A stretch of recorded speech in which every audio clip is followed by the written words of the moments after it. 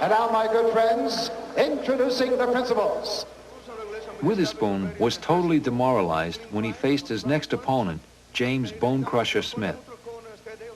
But King had put himself in a no-lose situation. Without Witherspoon's knowledge, King had made his stepson Carl Bone Crusher's manager on the eve of the fight.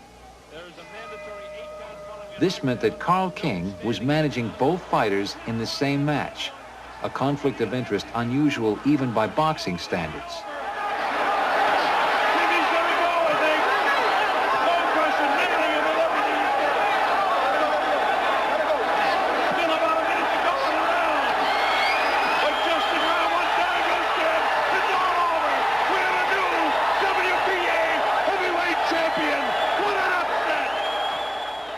Witherspoon lost his title in the first round.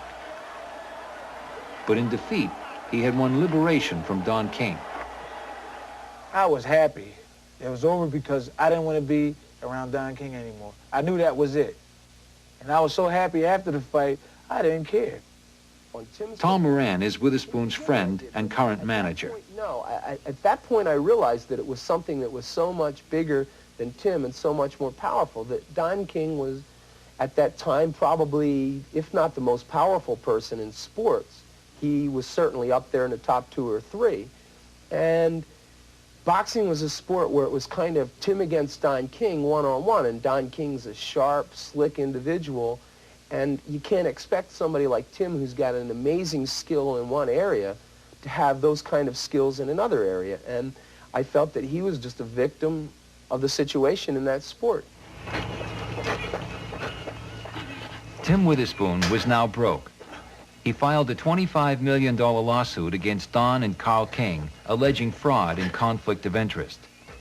King retaliated by blacklisting Witherspoon from fighting any boxer he promoted, which included most of the top 10 heavyweights. After some damaging pretrial evidence was obtained by his lawyers, Witherspoon says threats and intimidation followed. How can Don intimidate you?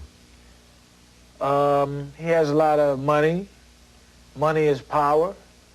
And I'm sure everybody knows what can come after that. I mean, everybody knows that, put it this way, I have got as far as arming myself. Arming myself for protection reasons and stuff like that. You fear physical violence? Oh, that's in the game. That's in the game. He's just playing it safe. Tom Moran repeated to me that the threats were real. He was threatened that if he didn't settle the lawsuit by the end of the week, he wasn't going to have to worry about settling the lawsuit because he wasn't going to be breathing.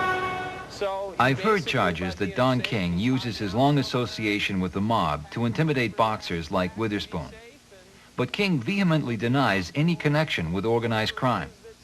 So I visited Joe Spinelli, who is New York's top corruption investigator. Spinelli investigated King for the FBI from 1980 to 1984.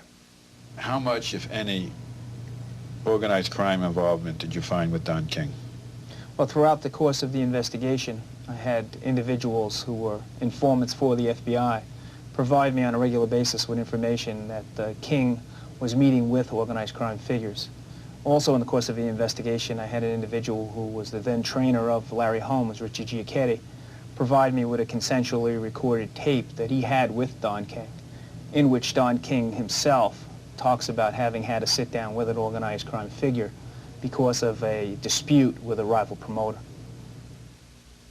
Both the mob and King benefited from this relationship. According to a New Jersey Crime Commission report, mobsters got lucrative closed-circuit TV deals for some of King's fights. And several fighters told me King used organized crime to intimidate them. Blinky Palermo, known as organized crime's ambassador to boxing, was often used by King as an intimidating messenger to Witherspoon and other Philadelphia fighters. Palermo fixed fights and went to prison in the 1960s for trying to extort control over a boxing champion.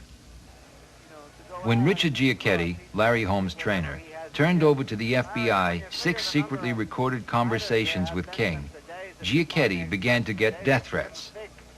In a secretly recorded conversation with an FBI informant in 1981, Giacchetti said he had been warned by a mafia hitman to lay off King. But the Justice Department never prosecuted King for racketeering. Holmes and his trainer, Giacchetti, balked before the grand jury.